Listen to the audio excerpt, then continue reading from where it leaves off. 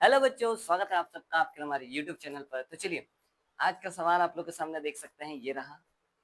Class 11 chapter number 8, अभी जो new NCERT वाला है, मतलब जिसमें चैप्टर 8 सीक्वेंस एंड सीरीज है, उस चैप्टर का मिसलेनियस का एग्जाम्पल नंबर 14 है ना। एक ही एग्जाम्पल है, एग्जाम्पल 14। वो एग्जाम्पल नंबर 14 जो सवाल है वो आपके यहाँ पर लिखा हुआ है, देख सकते हैं। और कैसे हल करना है, चलिए शुरू करते हैं। पहले तो क्वेश्चन क्या है, देखिए। If A B C D and P R different real numbers, ठीक है। ए बी सी डी और पी अलग अलग वास्तविक संख्याएं हैं, रियल नंबर है, ठीक है।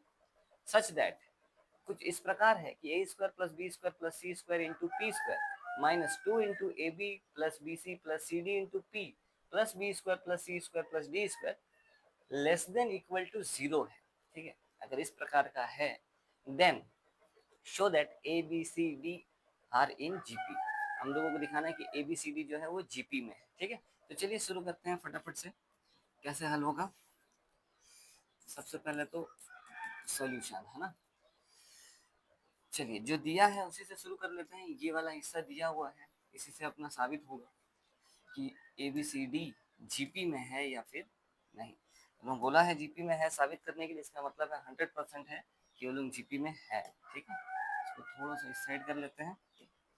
ये वाला हिस्सा जो यहाँ आ गया है, इसको हटा लेते हैं इधर। चलिए चलिए, देखिए क्या करना है। आप बस इसको अंदर गुना करिए। गुना में है, ब्रैकेट के बाहर खड़ा है, गुना में है, अंदर करते हैं। ये दो ब्रैकेट के बाहर खड़ा है, गुना करते हैं।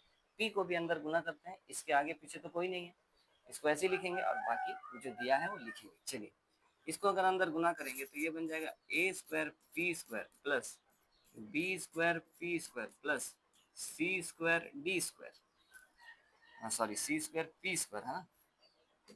सी स्क्वायर पी स्क्वायर माइनस, इसको अंदर करते हैं, इसको भी अंदर कर लेते हैं एक साथ। ये हो जाएगा माइनस का 2ab और इधर से p आएगा गुना में, तो 2ab p बनेगा। फिर ये प्लस माइनस माइनस, ये बन जाएगा 2bc और इधर से p आएगा। इसी तरीके से यहाँ पर भी माइनस का 2cd और इधर से कौन आएगा, p आएगा, ठीक है। चलिए, बाकी इसको तो उतार लेते हैं, इसके आगे पीछे तो कोई है ही नहीं। चलिए, ये उतर गया, लेस देन इक्वल टू 0 है ये, ठीक है।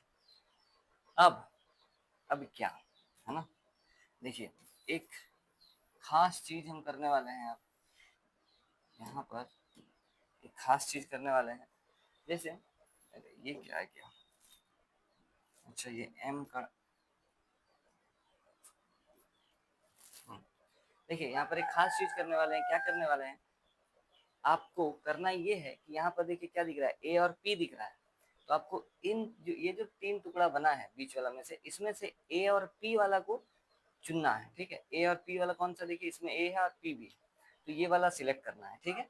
इन दोनों को बगल बगल लिखना है, ठीक है। तो चलिए लिखते हैं, इससे कमाल का चीज आने वाला है, ठीक है। देखिए ए स्क्वायर पी स्क्वायर को लिखे, ये वाला। इसके बगल में किसको लिखेंगे, इसको लिखेंगे। चिन्ह में छेड़छाड़ मत करिएगा, ए बी और पी। अब देखिए, यहाँ पर ए पी था, ए पी वाला लिख लिए। बगल में बीच में कौन आ गया है, बी आ गया है। तो बीच वाला जो है, मतलब बी जो है एक्स्ट्रा, वो बी वाला टर्म को इधर से खोजिए इसमें से, और उसको इसके साथ लिखिए, जो कि क्या है, प्लस का बी स्क्वायर।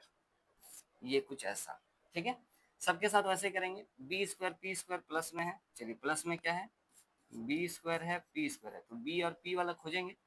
बी पी है ना, बीपी वाला आपका देखिए ये रहा बीपी। चलिए इसको बगल में लिख देते हैं 2bcp। और यहाँ पर देखिए बी और पी के साथ कौन आ गया, सी आ गया। तो सी वाला हम यहाँ से उठा के यहाँ रख देंगे, बगल में लिख देंगे, ठीक है, सी स्क्वायर वाला, ठीक। प्लस में अब फिर से इसके साथ भी ऐसे करेंगे, सी स्क्वायर पी स्क्वायर है। चलिए यहाँ पर लिख देते हैं सी स्क्वायर पी स्क्वायर। सी स्क्वायर पी स्क्वायर लिख दिए। अब देखिए सी स्क्वायर पी स्क्वायर लिख दिए हैं, सी पी वाला चाहिए। सी पी वाला ये रहा, माइनस का 2cd_p है। बगल में डी आ गया एक, तो डी वाला यहाँ से उठा के इसके बगल में रख देते हैं। सभी को रख दिए हैं, सारा टर्म को हम हिसाब से लिखे हैं, सभी को लिखे हैं, ऐसा नहीं किसी को छोड़ दिए हैं।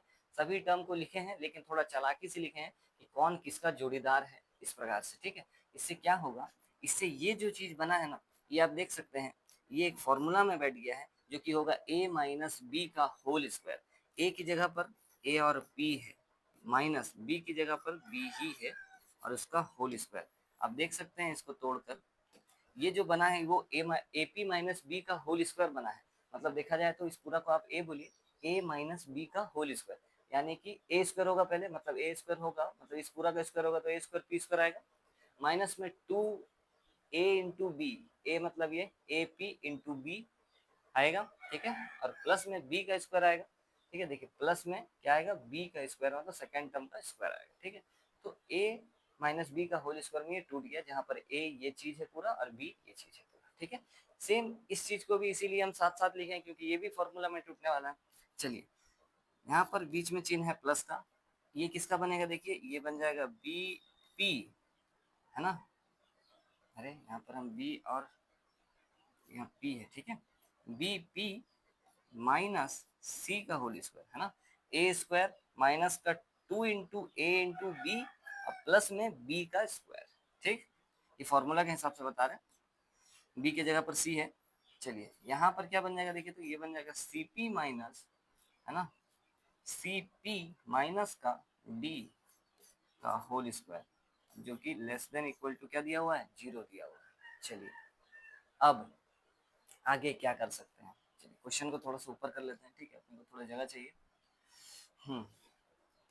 यहाँ पर आगे हम लोग क्या कर सकते हैं, देखिए अच्छा एक चीज आप नोटिस करिए, यहाँ पर ये किसी किसी चीज का कोई रियल नंबर है उसका स्क्वायर है, किसी रियल नंबर का स्क्वायर है, किसी रियल नंबर का स्क्वायर है। कभी भी कोई रियल नंबर का स्क्वायर अगर करेंगे तो क्या वो जीरो से कभी छोटा हो पाएगा, जैसे ये चिन्ह है कहता है कि छोटा है, क्या वो कभी छोटा हो पाएगा, किसी का भी स्क्वायर कभी छोटा होता है, कभी भी छोटा नहीं होता। तो तीन तीन टर्म का स्क्वायर है और तीनों को जोड़ना है साथ में, तो कभी भी जीरो से छोटा तो नहीं हो सकता स्क्वायर वाला टर्म, है ना, क्योंकि माइनस का जो नंबर होता है, जैसे -5 हुआ, उसका भी जो स्क्वायर होता है वो प्लस का ही 25 होता है, ठीक है।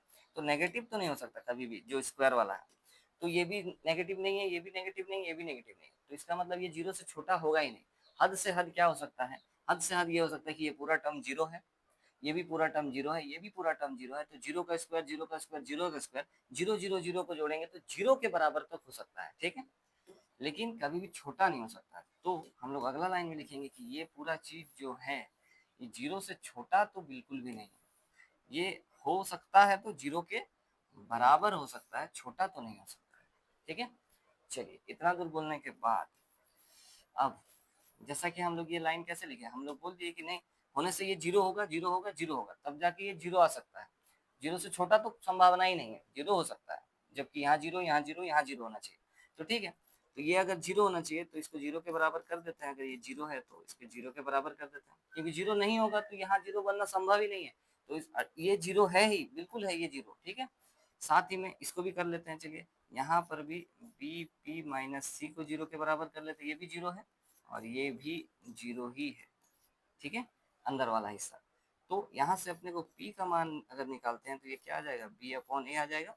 यहाँ से अगर p का मान निकालते हैं तो देखिए क्या आ जाएगा, c अपॉन ए आ जाएगा, उधर भेजेंगे तो, ठीक है। और यहाँ से p का मान अगर निकालिएगा तो ये d और डिवाइड में ये c आ जाएगा, ठीक है। सभी जगह से कुछ इस प्रकार का कंडीशन आ रहा है, ठीक है।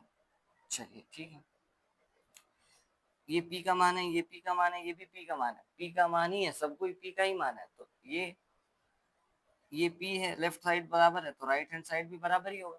तो इसका मतलब हम लोग बोल सकते हैं कि b बाई ए बराबर है c बाई बी, यहाँ c बाई बी होगा, ठीक है, यहाँ पर a नहीं होगा,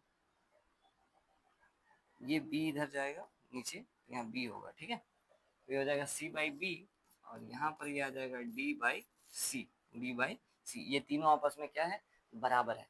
और अब एक चीज देखिए, अगर ये बराबर है तो हम लोग बोल सकते हैं कि A B C and D are in GP, ये जीपी में है ऐसा हम लोग बोल सकते हैं, क्यों, क्योंकि जीपी का कंडीशन ही ये कहता है कि दूसरा वाला का पहले वाले के साथ रेशियो, तीसरा वाला का दूसरे वाले के साथ रेशियो, चौथा वाला का तीसरे वाले के साथ रेशियो क्या होना चाहिए, बराबर होना चाहिए।